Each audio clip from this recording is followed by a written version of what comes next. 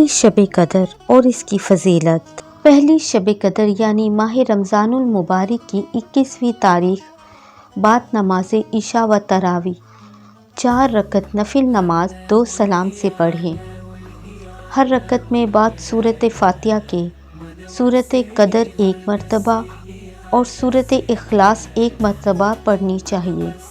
فضیلت: بعد سلام 70 مرتبہ درود شریف پڑھے، انشاءاللہ اللہ تعالیٰ اس نفل نماز کے پڑھنے والے کے حق میں فرشتے مغفرت کی دعا کریں گے۔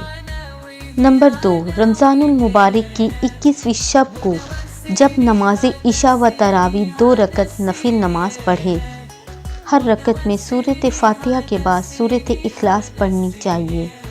فضیلت: بعد سلام 70 مرتبہ استغفار پڑھے، انشاءاللہ تعالیٰ اس نفل نماز اور شب قدر کی برکت سے باری تعالیٰ اس کی بخشش فرمائے گا۔ نمبر 3، ماہ رمضان کی 21ویں تاریخ کو بعد نماز عشاء و تراویح 21 مرتبہ سورۃ قدر پڑھنا بھی بہت افضل ہے۔ پیارے دوستو، مزید اس طرح کی ویڈیوز دیکھنے کے لیے چینل کو سبسکرائب کریں۔ برائے مہربانی ویڈیو پسند آئے تو لائک اور شیئر کریں۔ جزاک اللہ۔